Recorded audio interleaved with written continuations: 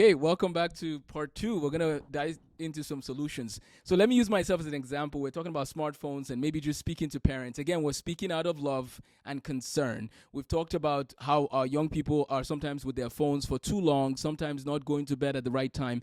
We recommended that they go to bed at about they should put their phones away at about 9 o'clock. And that doesn't mean that they leave school then from 4 to 9 be on their phones either. No, the phones really have to be used for the right purposes. Right.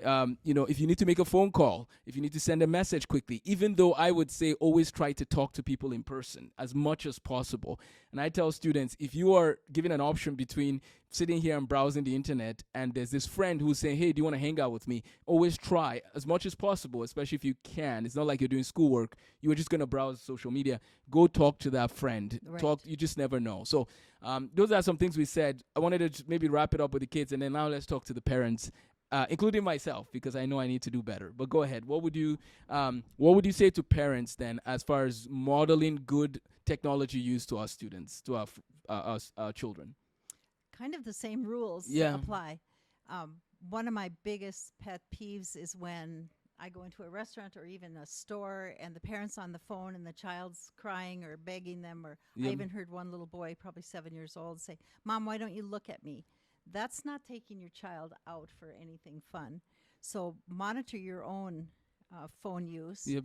And on average, adults are on their phone 7 hours a day. Wow. Think of what you could do for your child and yourself in that 7 hours a day. Yep. Students are on their phone close to 12 hours a day, which is unimaginable when you think of 24 hours. That's half a day. Yep. And 6 hours or 7 they're in school. So the whole time they're home and into the night, they're on their phone. Yep.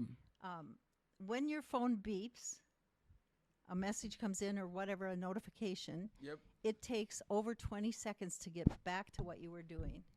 That's a lot of time. Yep. That's Wow. a lot of time. 20 seconds. 20 seconds, just even if you don't answer it.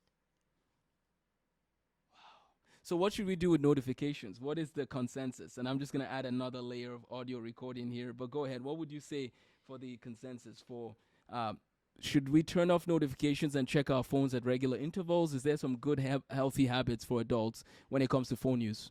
Yes. Okay. If you're at work or school, for sure. Yep. You don't need to respond to somebody within 10 seconds of them responding to you. Okay. It interrupts you all day. So on my way here from Fargo, or from Grand Forks, excuse me, I probably had 12 or 15 texts come through. Wow. I didn't respond to any of them. They came through because I could see them on the car radio. dashboard. Yeah. Yeah. But just think of concentration when you're getting that many different texts. Delete the ones that, or stop the ones that you never look at that keep coming in. Yep. Same with emails.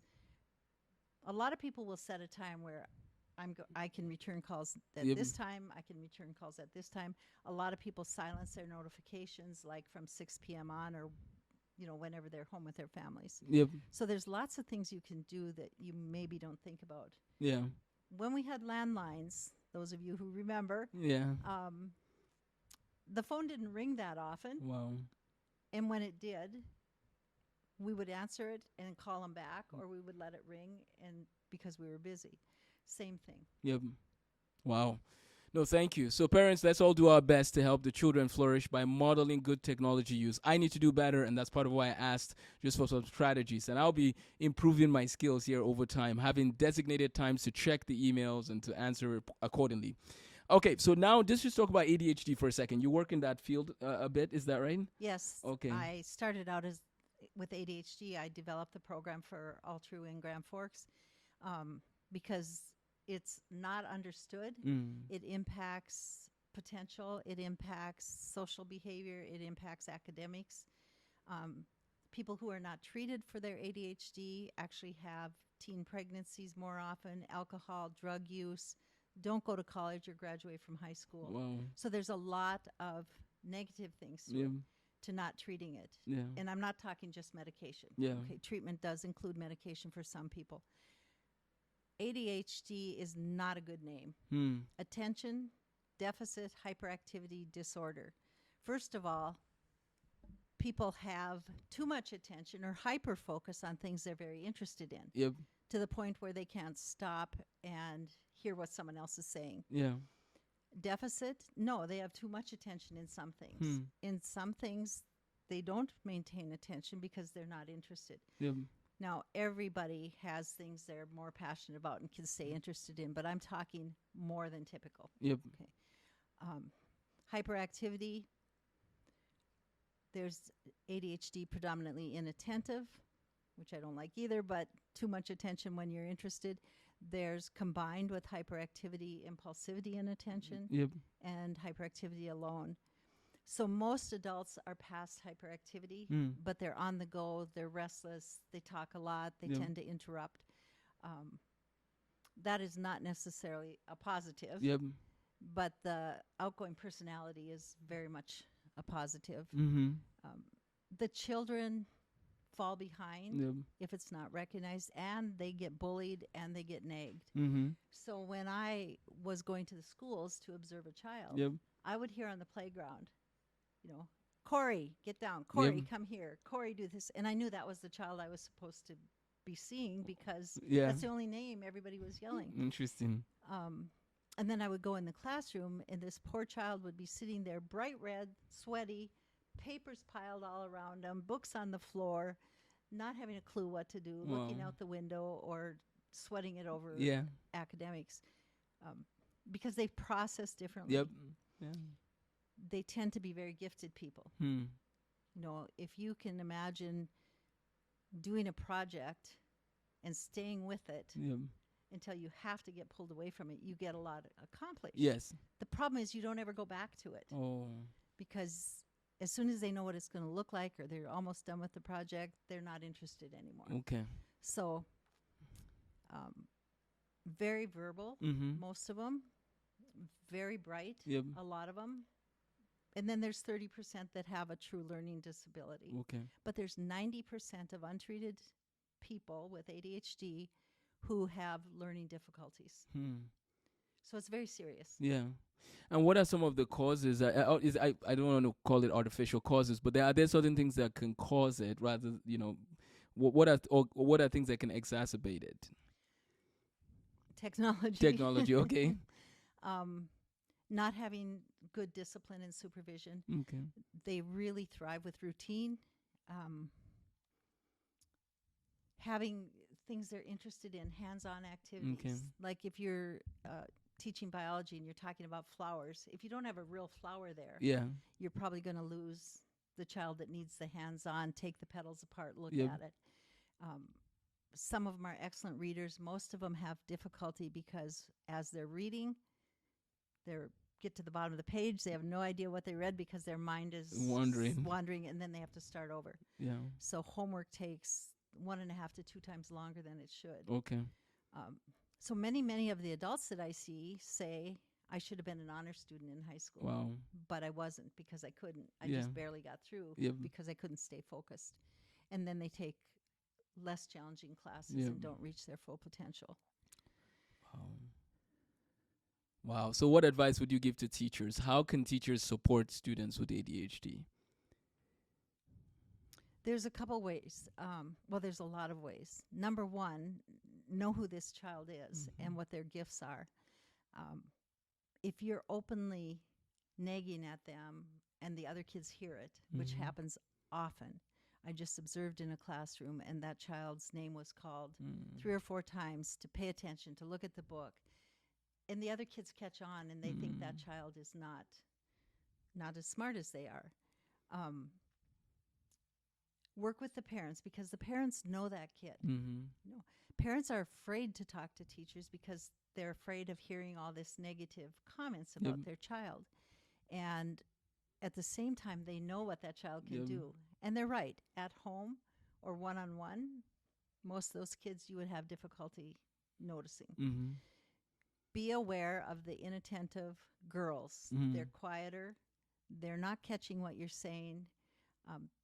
These kids are not good note takers because as soon as they start writing, they don't hear what you're saying. And so they get behind on their notes. So you can have notes taken for them. And now with technology, that's easy. Yep. You can encourage them to listen to a book while they're reading. They retain better. The behavioral issues, that's a tough one because the kids are like a fast race car. Yeah. And their engine's revved all the time. Yep. And when they need to settle down, they can't pull it back in. Oh. And so they need help with that. They need help with the impulsivity. So I call it on the mind, Yep. out the mouth. Oh, I'm sorry I said that. Because they don't stop and think. They don't have time to process. Wow. And then along with it comes other things, anxiety, depression, learning disabilities, like I said, being bullied more than the other kids, a lot of negative things. Yep. So treating them with sleep and diet, supplements, and medication, depending on the severity or where they are. Doesn't matter if they're 4 or if they're 54. Yep. It makes a world of difference in their lives. Wow. Wow. No, thank you. That's good. So teachers, we're going to be just doing what we can to, well, one, not call that student's name over and over again, thinking of ways that we can be productive in helping the whole class have a pleasant experience. But yeah, we'll continue that piece, I'm sure, in the future. I'm going to try some of these strategies. The behavioral piece is one I wrestle with. We see a lot of middle schoolers, especially, I would say 4th to 7th grade, maybe more 6th and 7th grade. What's up with that age range? What's going on with their lives at this point? I wish I had my developmental chart, because age 11 and then a big switch, 13 and 15, are very disruptive normal child development phases. There's a sorting out, there's a tangling. They even call it neurotic fitting together, because they don't know who they are. Wow. Their bodies are changing and they don't want to talk about it. They don't like it. Yeah. They're embarrassed. They're breaking out with acne maybe. So physical changes cause a lot of this insecurity. Okay. And so anybody says one thing, and they might cry, they might withdraw, they might bully somebody else. Yeah. So that's a really tough age. Hands off to the people that teach middle-aged kids, because I couldn't do it. I like them one at a time in my office. Yeah. They're just trying to become independent of their parents, of their teachers, and they can't be. Yeah. So they come off as very disrespectful. If they have ADHD, they probably don't even remember all the rules. Yeah. It has to be repeated to them or have them write it. Yeah. They're a tough group. Okay. But the ones that thrive, Yep. and there are movies even made of the teachers who had the guidelines and the expectation. Yep. And the expectation is, you are bright, you are a child of God, you have potential. Yep. I want you to make the most of it. Yep. So, story about a 6th grader who happens to be my husband. He had ADHD, inattention. In school, he needed more time to process. So all the kids thought he was dumb. Wow. Because he didn't have time to raise his hand. He had to process things. In 6th grade, he thought to himself, I know the answers that these kids aren't answering. Wow. I know the answers to these questions. And he started to respond, and he started to review. Yep. He ended up valedictorian. Wow. He has a PhD in civil engineering. Another one in 8th grade. Yep. His teacher came up to him and said, "You are the smartest boy I've ever had in school, and you're not acting it. I don't want to see any more C's." Wow. That was my dad. Wow. He ended up valedictorian and a PhD in nuclear engineering. So encouragement, pushing these kids to belong and to know that they have potential, because they tend to be bright kids. My son is another one. He graduated from the university with severe learning disabilities and ADHD, is his own businessman, one of the top taxidermists in Alaska now. Wow. So they don't all reach that level, but they all have something in them that they know is there. Yep. So when I diagnose an adult with ADHD, first thing they say is, "I knew I wasn't stupid." Yeah. So their whole lives they've thought they're stupid and that they can't do things. And they cry. Wow. Wow, words matter, and especially the young people watching this. Again, the words you use to other people that might have different, situations going on in their lives.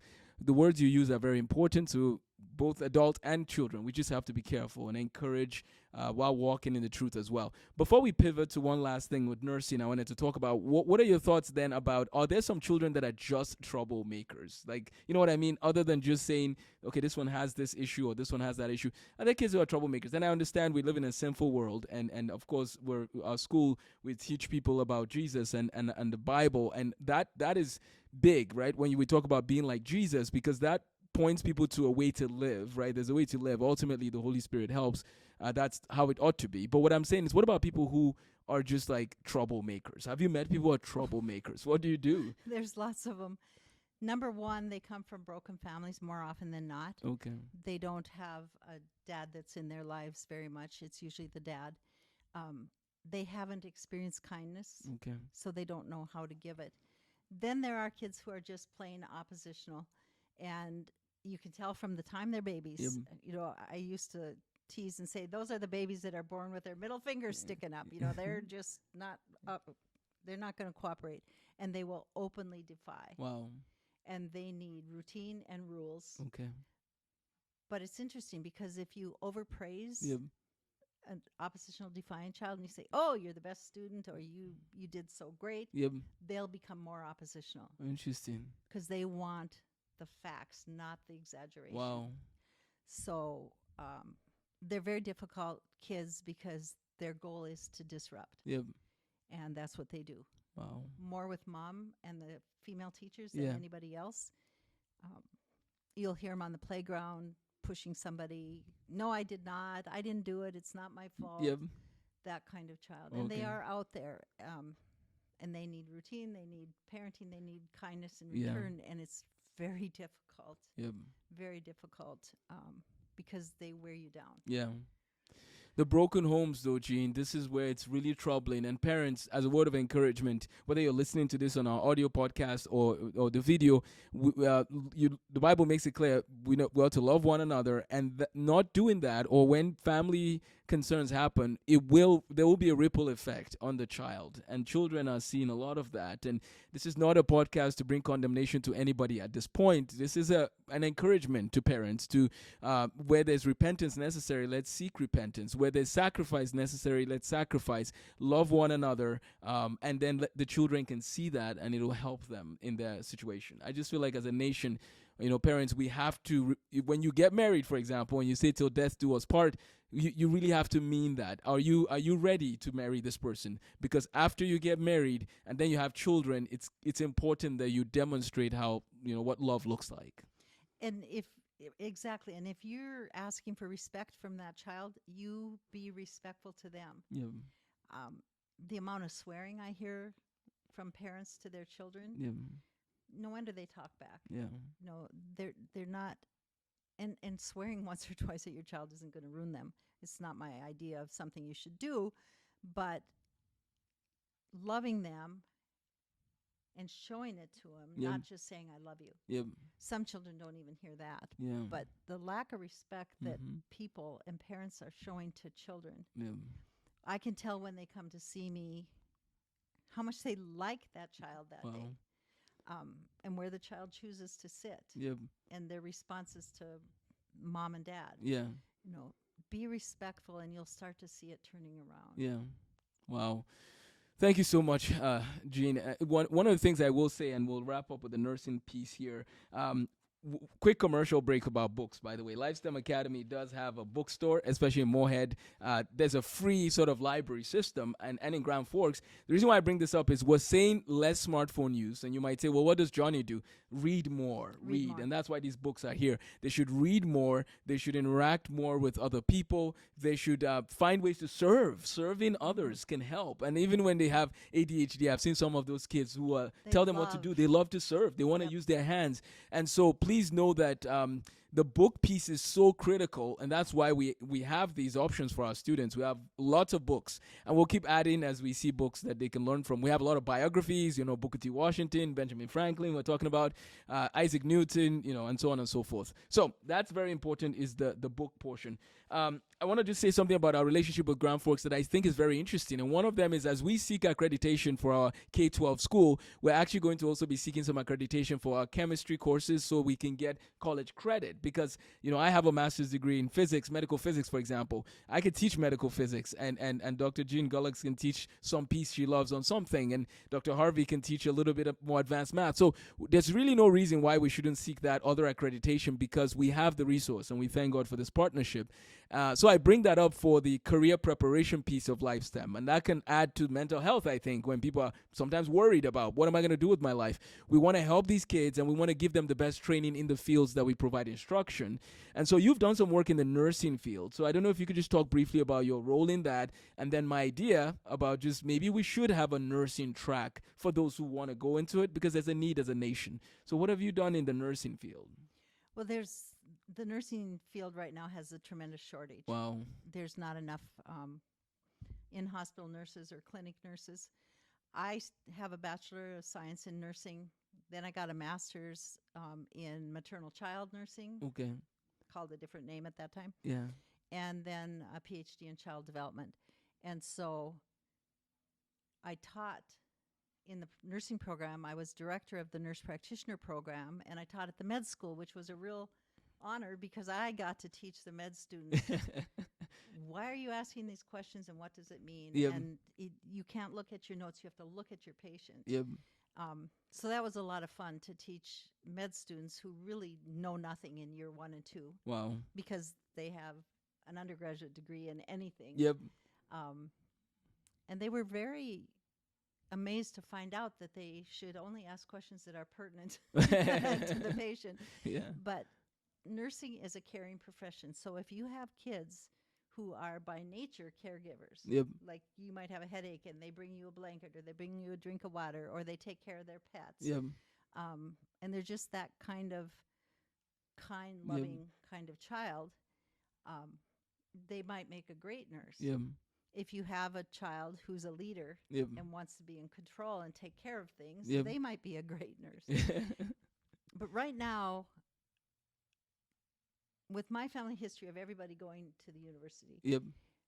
I am really not encouraging kids to go to the university unless they know what they want to be, Yep. unless it's a career option.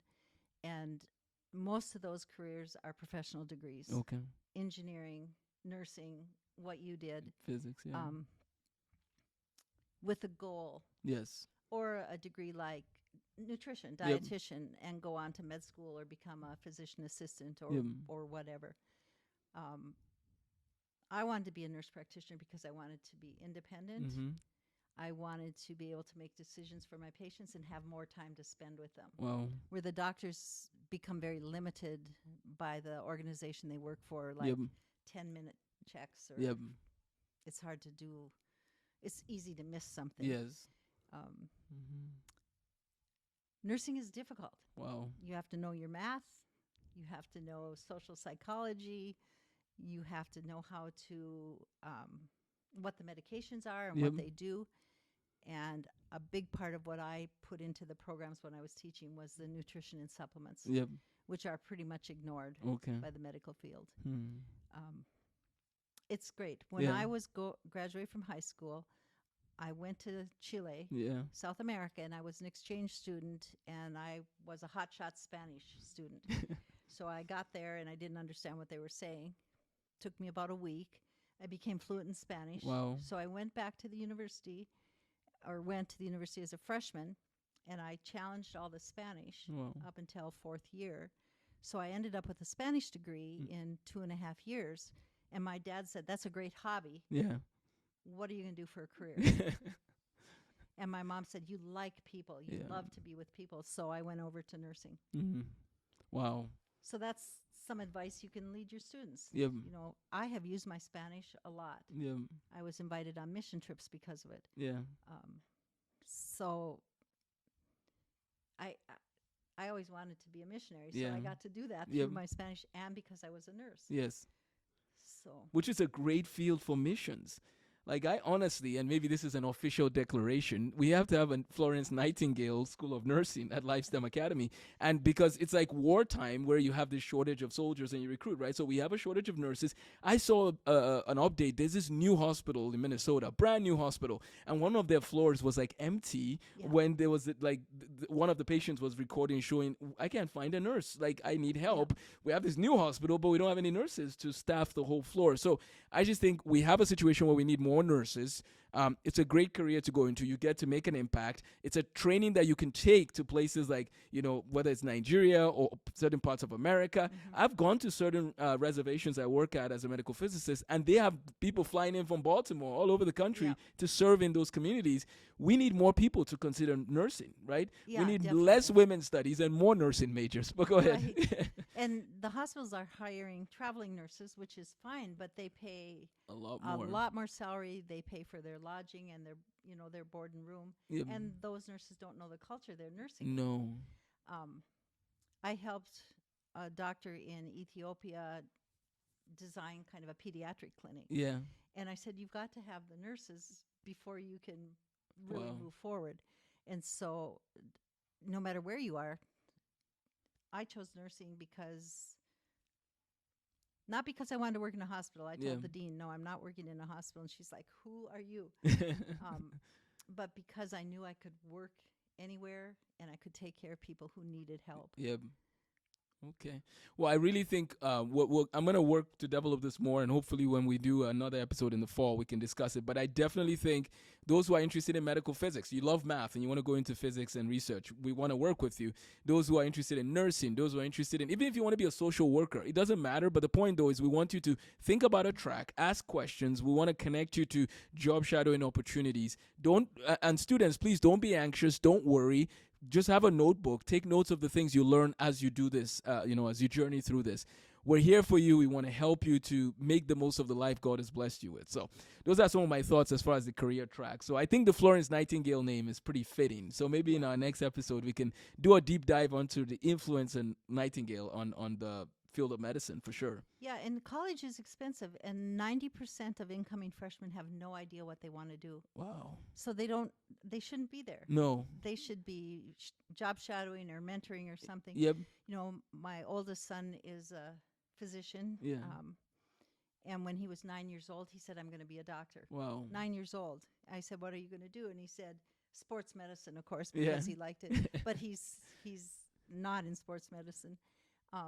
The youngest said, 5 years old, I'm going to be a marine biologist. We lived in the Great Plains. Wow. He didn't know anything about the ocean, except he loved fish. Yeah.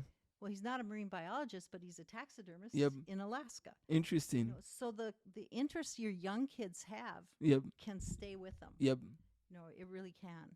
I noticed the 9, though, keeps coming up. Even when I started writing some math programs, I was about 8 or 9. There's something interesting in that window. Yeah. But we sometimes sort of neglect it. What do you know? You don't know anything. But I feel like there's some inclinations at that point, because for those first 8 to 9 years, we should definitely do a research project. I want our kids to do research projects. Yeah. Let's get them doing research projects. But I just think maybe a lot of things that we're taking in during those early years, we even during those early years, we're gravitating one way or the other. Do you know what I mean? Yep. I loved facts as a child. I wanted to learn. I love paper and pens. And so clearly that's where I should consider is education. And so we thank God that I ended up there. But I look forward to more conversations. I really think that your family, not just for the school side, but just life experience, you guys have a lot to share with us. So I hope you wouldn't mind just keep giving us more nuggets so we can encourage families. I didn't get to see my grandparents as much growing up. And so I feel like it's really neat for people to have adopted grandparents or people that can help fill that spot. So I think you guys could definitely do that for some of our students. And the fatherlessness part you mentioned, I want to say this for the Lifestem families again. If there's situations where there's no father involved, let the school know how we can help with the different events of men and children coming together for different fun things. We need people to step up to fill that. So and we had an example of that getting our Lifestem Academy up and running. There was a man there whose children are grown. He's probably 55, 60. and he kind of adopted a single mom Wow. and her 2 kids Wow. since they met, Yeah. working on flooring at the academy, Yeah. and has made a big difference already Wow. in the little boy's life. Wow. So that's exciting. Yeah. You know, and I have several older women who have volunteered to come and help listen to readers. Wow. You know, help them with the math Yep. and spelling, but listen to readers or Yeah. read to them. So Wow. there's a lot to be said for the family concept. Yeah, well, I think we need more than 2 episodes, Jean. I think we need more because now, as you were sharing, I was even thinking of we need to, if you're retired, we need to do a message to the retirees and just say, maybe if get connected, let us know. And then also just, I would love next time we could talk more about cultural concerns. What is going on in the culture and how do parents navigate the big issues, you know what I mean, of identity and all that. So stay tuned for that next episode. I'll try and see if I can talk with Jean before she goes off on her trip next month. So that'll be fun. Any final thoughts? Otherwise, I know you have to run and we'll do part 3 or 2 later. Yeah. So Well, just thank you. And there is a lot to talk about. Yeah. I've been doing this for 40 some years. Wow. So things keep coming into my head too. Yeah. Many, many blessings Yeah. and many, many people who still look me up to thank me for Wow. listening. Yeah. Really what I do is listen. And Yeah. that's what we need our kids to be listened to and respected. Yeah. Well, thank you. Well, God bless. Thanks Thank again. you. Take care, everybody. Bye-bye.